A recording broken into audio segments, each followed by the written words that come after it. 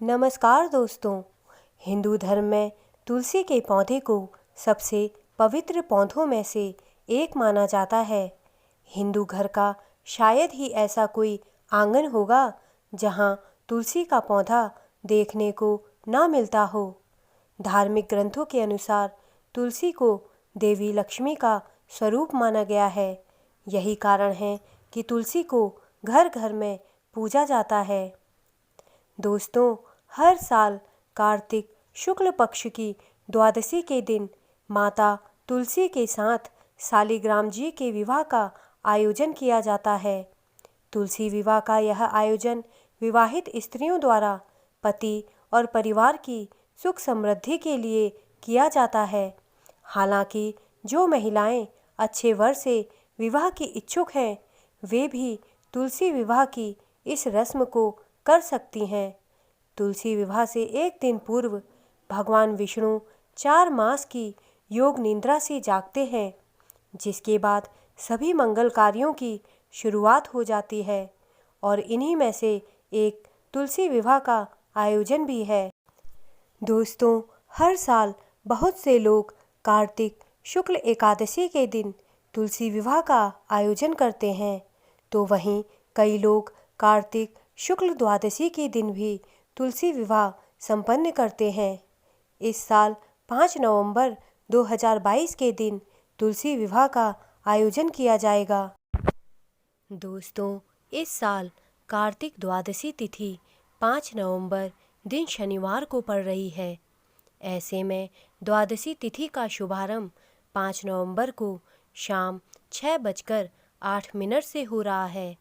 वहीं इस तिथि का समापन 6 नवंबर को शाम 5:06 पर होगा। उदया तिथि के अनुसार यूँ तो तुलसी विवाह का पर्व 6 नवंबर को मनाया जाना चाहिए, लेकिन शुक्र अस्त होने के कारण इसे 5 नवंबर के दिन ही मनाया जाएगा। इस दिन राहु काल का समय छोड़कर पूरा दिन पूजा के लिए शुभ है। 5 नवंबर को सुबह 9:20 से लेकर सुबह 10:42 तक राहु काल रहेगा। दोस्तों, तुलसी विवाह की पूजा के लिए कुछ सामग्री की आवश्यकता होगी, जो इस प्रकार है। तुलसी का पौधा, भगवान विष्णु की प्रतिमा, चौकी, गन्ना, मूली, आंवला, बेर, सिंघाड़ा, सीताफल, मूंगफली, अमरूद सहित अन्य मौसमी फल, धूप, दीपक, वस्त्र, फूल, माला, सुहाग का सामान, सुहाग का प्रतीक, लाल चुनरी, साड़ी, हल्दी, कुमकुम, कलश, जल, पान के पत्ते, कपूर, आरती का सामान, प्रसाद, धूप, दीप आदि की आवश्यकता होगी। तुलसी विवाह की पूजन विधि इस प्रकार है। हिंदू धर्म में तुलसी विवाह का विशेष महत्व है और इस दिन मंदिरों में जगह जगह तुलसी विवाह का आयोजन किया जाता है। इस दिन सुबह उठकर स्नान आदि कर स्वच्छ वस्त्र पहने। ध्यान रखें कि पूजा के समय गलती से भी काले रंग के वस्त्र नहीं पहनने चाहिए। जो लोग तुलसी विवाह कराते हैं वे उस दिन उपवास करते हैं और व्रत के नियमों का पालन करते हैं। तुलसी विवाह के दिन पूजा स्थल को सुंदर रंगोली से सजाएं। 4 गन्ने या केले के टहनियों का उपयोग करके एक वर्ग बनाकर मंडप तैयार करें। इसके बाद लकड़ी की 2 चौकियां लें और एक को पीले कपड़े से और दूसरे को लाल कपड़े से ढक दें। बाईं चौकी पर भगवान विष्णु या शालिग्राम की मूर्ति रखते हुए तुलसी के पौधे का गमला दाहिनी ओर रखें। एक कलश लें और उसमें पानी भर दें। इसमें कुछ सिक्के, कुछ चावल और आम के पत्ते कलश के मुंह पर रख दें। इसे नारियल से ढक दें। इसके बाद ध्यान से भगवान गणेश जी की मूर्ति को एक थाली में रखें और अर्घ्य दें। इसके बाद मूर्ति को चावल के ढेर पर रख दें। भगवान को जनेऊ, कलावर, कुमकुम, हल्दी, धूप, फूल, इत्र, मिठाई और फल चढ़ाएं। भगवान गणेश का आशीर्वाद लें और उनसे प्रार्थना करें कि वे आपको बिना किसी बाधा के अनुष्ठान करने दें। भगवान विष्णु और देवी तुलसी को हल्दी और कुमकुम का भोग लगाएं। देवी तुलसी को चुनरी और श्रृंगार सामग्री अर्पित करते हुए भगवान विष्णु को जनेऊ और कलावा अर्पित करें। इसके बाद 2 माला लें और उन्हें भगवान विष्णु और देवी तुलसी को स्पर्श करें और दूसरे पर रख दें।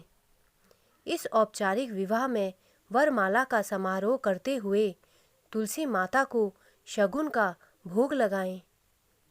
लाल चुनरी को चावल से भरकर भगवान विष्णु के पीले कपड़े से बांधकर गठबंधन करें। कन्यादान करते समय भगवान विष्णु को कुछ दक्षिणा और अक्षत अर्पित करें। इसके बाद देवताओं को भोग अर्पित करें। इसके बाद देवी तुलसी और भगवान विष्णु दोनों का आशीर्वाद पाने के लिए इस मंत्र का जाप करें। देवी त्वं पूर्व मर्चितासि मुनीश्वरा नमो नमस्ते हरिप्री। इसके बाद पूजा की थाली में कपूर रखकर जलाएं और इससे तुलसी व शालिग्राम जी की आरती करें। इसके बाद तुलसी की 11 बार परिक्रमा करें और सभी को प्रसाद बांटें। दोस्तों, हिंदू धर्म की मान्यता के अनुसार कार्तिक माह में जो भी श्रद्धालु तुलसी और शालिग्राम जी का विवाह करते हैं, उनके द्वारा किए गए पिछले जन्मों के पाप धुल जाते हैं और पुण्य की प्राप्ति होती है। तुलसी जी भगवान विष्णु की अति प्रिय हैं। तुलसी विवाह के दिन घर की स्त्रियां इनके विवाह की तैयारी में लगी रहती हैं। कार्तिक एकादशी के अगले दिन तुलसी विवाह मनाया जाता है। माँ तुलसी और भगवान शालिग्राम का विवाह होने के बाद तुलसी का पौधा ब्राह्मण को दान करना चाहिए। ऐसा करना शुभ माना जाता है। तुलसी का विवाह कराने से सभी तरह की अड़चन और बाधाएं दूर होती हैं। विवाह कराने वालों को जीवन भर वैवाहिक सुख की प्राप्ति होती है। तुलसी विवाह की पौराणिक कथा इस प्रकार है। शिव पुराण की कथा के अनुसार एक बार भगवान शिव के क्रोध से तेज का निर्माण हुआ। इस तेज के समुद्र में जाने से एक तेजस्वी दैत्य बालक ने जन्म लिया, जो आगे चलकर दैत्यराज जालंधर कहलाया और इसकी राजधानी जालंधर कहलाई। जालंधर का विवाह कालनेमी की पुत्री वृंदा से हुआ। वृंदा पतिव्रता स्त्री थी। जालंधर ने अपने पराक्रम से स्वर्ग को जीत लिया, लेकिन एक दिन वो अपनी शक्ति के मद में चूर होकर माता पार्वती को पाने की लालसा से कैलाश पर्वत जा पहुंचा।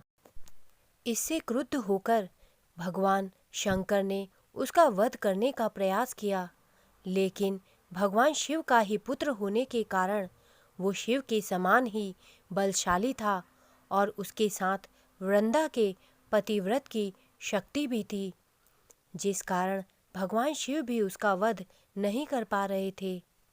तब पार्वती जी ने सारा वृत्तांत विष्णु जी को सुनाया। जब तक वृंदा का पतिव्रत भंग नहीं होगा, तब तक जालंधर को नहीं मारा जा सकता। भगवान विष्णु ऋषि का वेश धारण कर वन में जा पहुँचे, जहाँ वृंदा अकेली भ्रमण कर रही थीं। ऋषि को देखकर वृंदा ने महादेव के साथ युद्ध कर रहे अपने पति जालंधर के बारे में पूछा। तब ऋषि रूपी विष्णु जी ने अपनी माया से 2 वानर प्रकट किए। एक वानर के हाथ में जालंधर का सिर था तथा दूसरे के हाथ में धड़।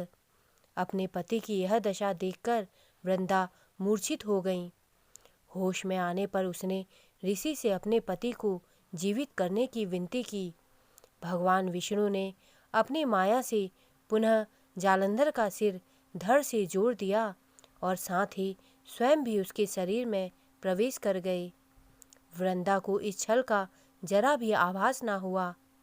जालंधर बने भगवान विष्णु के साथ वृंदा प्रतिव्रता का व्यवहार करने लगी, जिससे उसका सतीत्व भंग हो गया और ऐसे होते ही वृंदा का पति जालंधर युद्ध में हार कर मारा गया। भगवान विष्णु की लीला का पता चलने पर वृंदा ने भगवान विष्णु को हृदयहीन शिला होने का श्राप दे दिया। वृंदा के श्राप के प्रभाव से विष्णु जी शालिग्राम रूप में पत्थर बन गए। सृष्टि के पालनकर्ता के पत्थर बन जाने से सृष्टि में असंतुलन स्थापित हो गया। ये देखकर माता लक्ष्मी जी ने वृंदा से यह प्रार्थना की कि वो विष्णु जी को अपने श्राप से मुक्त कर दें। माता लक्ष्मी के अनुरोध पर वृंदा ने श्राप विमोचन किया और स्वयं अपने पति का कटा सिर लेकर सती हो गईं। वृंदा की राख से एक पौधा निकला, जिसे भगवान विष्णु ने तुलसी के पौधे का नाम दिया और कहा कि शालिग्राम नाम से मेरा एक रूप इस पत्थर में रहेगा, जिसकी पूजा तुलसी के साथ ही की जाएगी। भगवान विष्णु ने कहा कि मेरी पूजा में तुलसी का उपयोग जरूरी होगा। कहा जाता है कि तब से कार्तिक मास में तुलसी का विवाह शालिग्राम जी के साथ किया जाने लगा। दोस्तों, मेरे द्वारा दी गई जानकारी अगर आपको अच्छी लगी हो तो कृपया मेरे चैनल को सब्सक्राइब करें तथा मेरे वीडियोस को लाइक करें। धन्यवाद।